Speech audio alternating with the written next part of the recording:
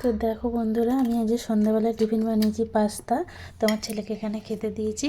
তো বাবান, কেমন হয়েছে পাস্তাটা? হেবি সুন্দর, ভেরি নাইস।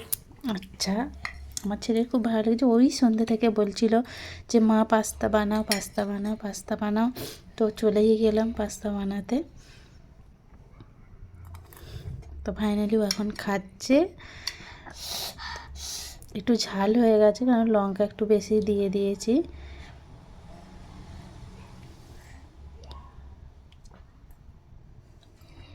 আসলে গরম,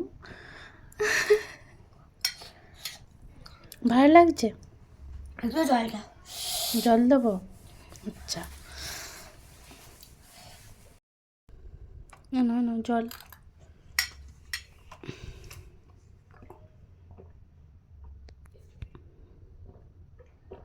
আবার ওটা কি হচ্ছে? দাও।